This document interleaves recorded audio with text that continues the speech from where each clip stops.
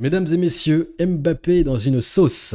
Une femme a déposé plainte contre Kylian Mbappé pour viol et agression S, selon les médias suédois. L'entourage du capitaine de l'équipe de France n'était pas au courant d'une plainte visant Kylian Mbappé. Alors c'est assez intéressant, on va voir l'avis de son célèbre expert en expertise, Dider Off-Field, comme on l'appelle dans le milieu. Didier Deschamps va donner son avis et un peu choc-barre et dit « Faut prendre du recul, pas d'amalgame ». Du coup on va regarder tous les avis. Est-ce que Mbappé est-il finito? Telle est la question. Rick, balance pas le générique, c'est parti. J'ai l'impression que y a un certain, il veut les mettre tout sur le dos, quoi. Donc, je sais pas, ça sort, un fond, un tox.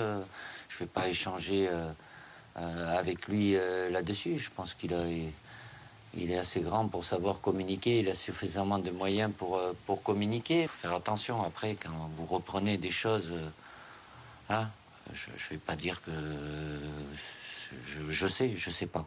Donc, mais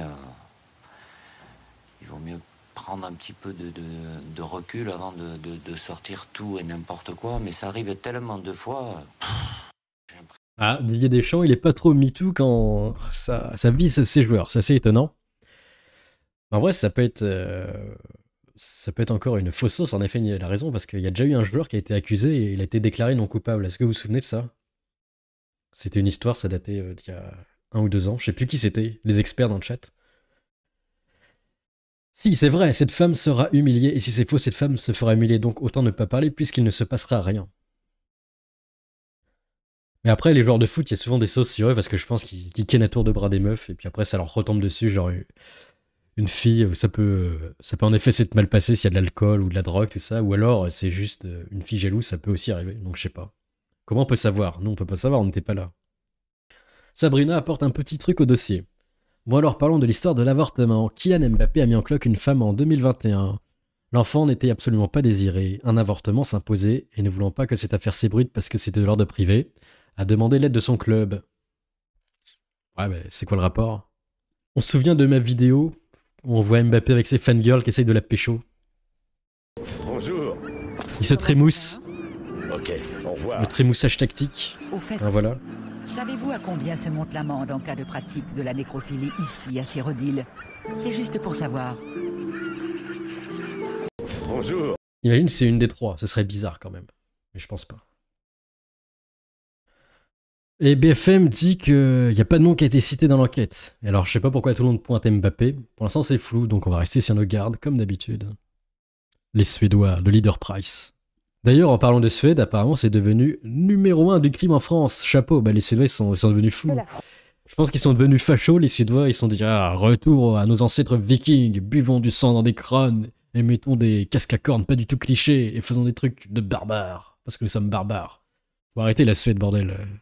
Le retour au nationalisme ancestral. La Suède, numéro 1 du crime en Europe, une fusillade par jour, alors que le pays a 7 fois moins d'habitants que la France. La chance.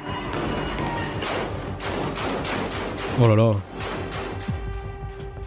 Nous avons rencontré un membre de gang.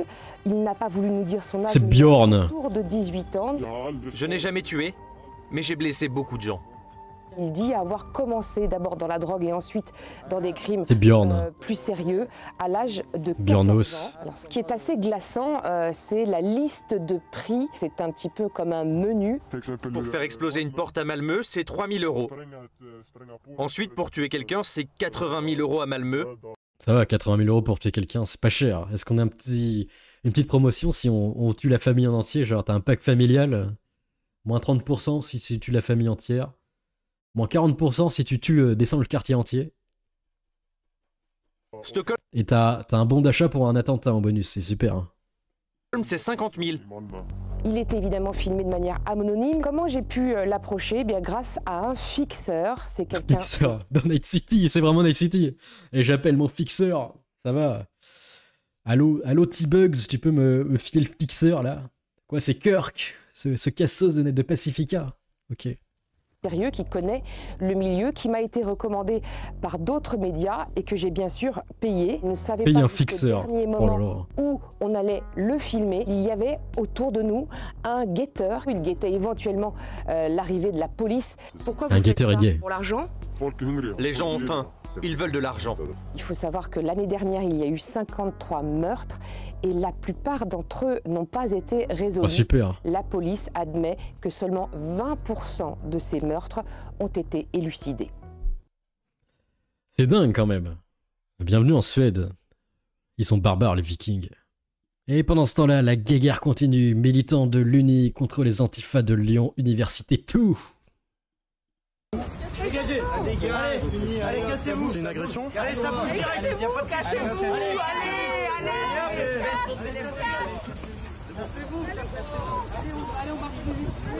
Mais vous avez vu, ça a changé. Maintenant, c'est la droite qui s'est déconstruite, qui disent « Regardez, arrêtez de nous agresser !» Avant, la droite, c'était des mecs musculeux avec des tatouages néo-haine et des crânes chauves qui tapaient tout le monde. Maintenant, c'est l'inverse. C'est drôle. L'inversion des valeurs. Oh, les gros mots. Par contre, la guerre de l'université, c'est un peu pathétique. C'est un peu la guerre des boutons, en fait. C'est une magalaxe. Pourquoi vous nous agressez? Pourquoi vous nous agressez? Ils ont le Covid. Ils respectent les gestes barrières, par contre. Oh, c'est intéressant. Et du coup, il se met à pomper le sol. Pour gagner un t-shirt, s'il vous plaît. Oh, ouais.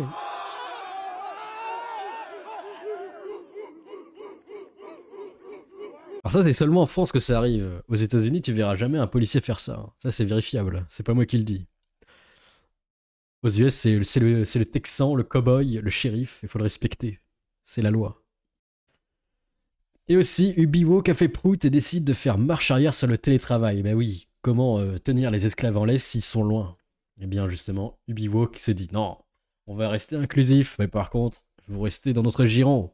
Vous allez continuer de polluer avec votre voiture, venir nous voir dans le monde de l'entreprise sur l'open space. Améliorer la cohésion, la créativité, c'est ainsi que la direction justifie sa décision. Incompréhensible pour Vincent Campdouzou, il est délégué syndical à Ubisoft Paris. Pourquoi ? Délégué syndical. En particulier de productivité. Les gens continuent à travailler correctement à distance. Et comment ? En fait, un certain nombre de gens ne peuvent pas. Comme Mathieu, parti au moment du Covid, à près de 3 heures de Paris en train. C'est des ressources humaines qui m'ont autorisé tout ça, donc l'entreprise est au courant. J'ai un crédit sur le dos pour l'achat de la maison, ma femme a son travail. Tu sais l'enfer, t'es à 3 heures. Bon, t'es fini, télétravail, tu viens venir tous les matins. Tu vas pointer à 8 heures du matin. Comment je fais alors? Je me lève à 4 heures? Bah ouais. Et je suis sûr qu'il y en a qui le font. Hein. Il doit être complètement en maboule à force de faire ça. 2 heures de train. Et malheureusement une fin de contrat si on me demande de revenir. Rire nerveux pour cet ancien. Ça me ruine un peu ma vie en fait. Faut que je retrouve du travail, ça empêche réellement de dormir. Là c'est un cas de figure, mais il y en a plein d'autres. On peut se demander ce qui va advenir des projets sur lesquels on travaille. C'est presque la totalité de l'équipe de Jocelyn Tridemi qui pourrait partir. Des gens qui sont à Bordeaux. C'est finito pour moi Ubiwoke. Si leur nouveau titre là, S Shadow c'est fini, ça marche pas, c'est cuit pour eux.